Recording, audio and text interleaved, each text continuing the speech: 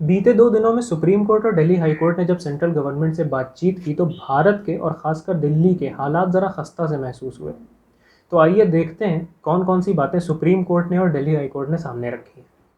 8 लोग मर चुके हैं और हम अपना मुंह नहीं फेर सकते। दिल्ली हाई कोर्ट ने ये बात कही सेंट्रल गवर्नमेंट से जब 490 मीट्रिक टन ऑक्सीजन जिसका एलोकेशन ऑन पेपर किया जा चुका है दिल्ली को, वो आज तक दिल्ली में पहुंची ही नहीं। कहा यह गया कि 490 मीट्रिक टन ऑक्सीजन अगर जल्दी से जल्दी दिल्ली में नहीं पहुंचाई जा पाती है तो जो कंसर्न्ड अथॉरिटीज़ हैं वो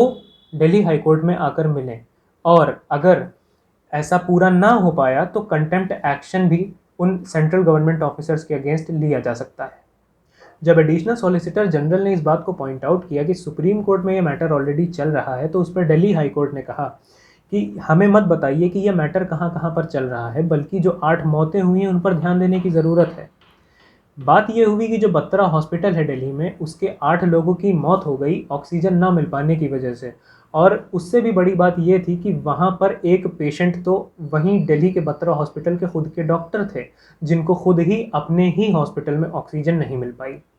दिल्ली हाई कोर्ट ने इस बात को भी पॉइंट आउट किया कि जो 4 ऑक्सीजन टैंकर्स दिल्ली के लिए भेजे गए थे मगर उन्हें राजस्थान ने रोक लिया है, सेंट्रल गवर्नमेंट की जिम्मेदारी है कि वो इंश्योर करे कि उन 4 ऑक्सीजन टैंकर्स को दिल्ली में लाया जाए। हॉस्पिटल्स में पेशेंट एडमिशन को लेकर के जो भी प्रॉब्लम्स सामने आ रही हैं उनको ध्यान में रखते हुए सुप्रीम कोर्ट ने सेंट्रल गवर्नमेंट से ये बात पूछी कि क्या आपके पास कोई नेशनल पॉलिसी है एडमिशन्स को इंश्योर कराने की।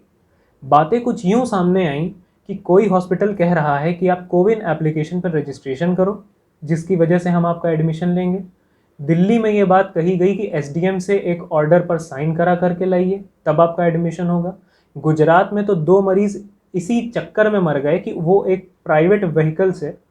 हॉस्पिटल तक आए थे और उन्होंने 108 एम्बुलेंस सर्विस का यूज़ नहीं किया। सुप्रीम कोर्ट ने इस बात को भी पॉइंट आउट किया है कि मौजूदा आरटी-पीसीआर टेस्ट्स में कोरोना वायरस के बहुत सारे स्ट्रेन्स आज भी सामने नहीं आ रहे हैं जिनकी वजह से कोविड की रिपोर्ट नेगेटिव आती है। और इस बात को तब कहा गया जब ये बात सामने आई कि बहुत सारे हॉस्पिटल्स कोविड पॉजिटिव रिपोर्ट देख करके ही पेशेंट का एडमिशन कर रहे हैं, जो कि सरासर गलत है। कहीं कहीं पर तो हालात इतने ज़्यादा ख़राब हैं कि लोग एक स्टेट से दूसरे स्टेट में आकर हॉस्पिटल्स में जगहें ढूंढ रहे हैं। साथ में सुप्रीम कोर्ट ने इस बात को भी पॉइंट आउट किया कि कोविड के बहुत सारे सेंटर्स हैं जो बहुत ही ज़्यादा महंगा इलाज कर रहे हैं और इस महंगे इलाज को आम जनता अफोर्ड नहीं कर सकती, तो इसके लिए सेंट्रल गवर्नमेंट के पास कौन सी पॉलिसी है। सुप्रीम कोर्ट ने 30 अप्रैल को कहा कि we don't want to hear people crying for oxygen cylinders. जब सॉलिसिटर जनरल साहब ने ये बात सुनी तो उन्होंने इस पर क्लैरिफिकेशन दिया कि second wave of corona virus का अंदाज़ा तो किसी ने लगाया ही नहीं था। साथ में उन्होंने ये बात भी कही कि सेंट्रल गवर्नमेंट इसके लिए फुली प्रिपेयर थी।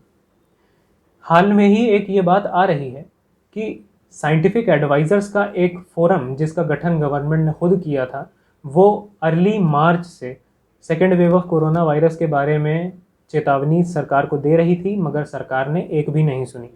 साथ में ये खबर भी सामने आई थी कि यूएन के ऑफ़र को इंडिया ने ठुकरा दिया था जो असिस्टेंस के लिए था, और इंडिया ने अपने खुद के सिस्टम को रोबस्ट बताया था। हालांकि सॉलिसिटर जनरल ने इस बात को पॉइंट आउट किया कि इंडिया पहले से कोई ऑक्सीजन सरप्लस कंट्री नहीं थी और इंडिया ने अपना बेस्ट दिया है ऑक्सीजन को अरेंज करने के लिए। साथ ही ये बात भी कही कि जहाँ पर भी कोई भी स्टेट अगर ऑक्सीजन नहीं पहुँचा पा रहा है, ऑक्सीजन अपने पास नहीं प्रोक्योर कर पा रहा है, तो वहाँ पर सेंटर मदद करने के लिए सामने आता है। जब सुप्रीम कोर्ट ने ये बात पूछी कि आपके पास तो 1224 ऑक्सीजन टैंकर्स हैं मगर आपको 2000 ऑक्सीजन टैंकर्स की ज़रूरत है, तो इस कमी को आप कैसे पूरा करेंगे, तो इस पर जवाब ये आता है कि पहली बार ये कुछ फैक्चुअल क्वेश्चंस हमारे सामने अराइज हो रहे हैं जिनका जवाब तो हम नहीं देना चाहते मगर हम इन्हें अरेंज तो कर ही लेंगे।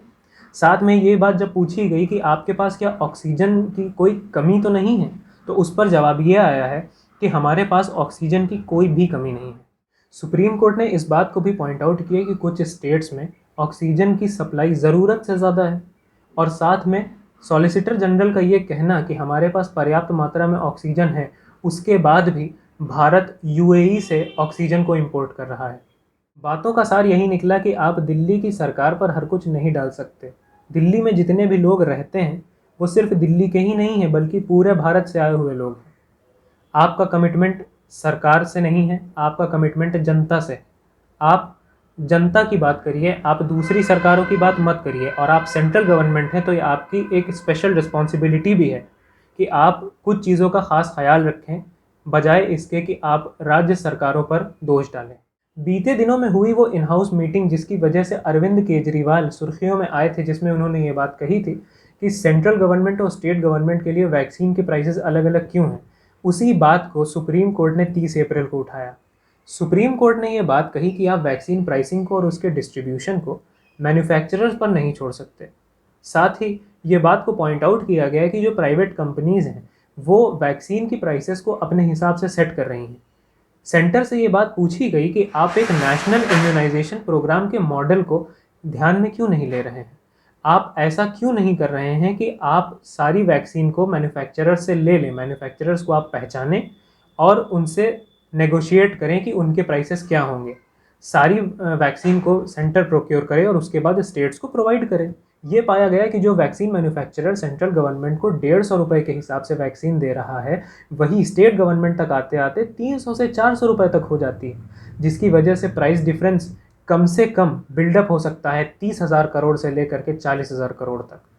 और भारतीय जनता इसका पैसा क्यों भरे? तो ये थी कुछ बातें जिन्हें दिल्ली हाई कोर्ट ने और सुप्रीम कोर्ट ने सेंट्रल गवर्नमेंट के सामने पॉइंट आउट किया, और गवर्नमेंट को बहुत ज़्यादा ज़रूरत है कि एक इफेक्टिव प्लान के साथ अब सामने आए ताकि कोरोना वायरस को हम सब मिलकर हरा सकें।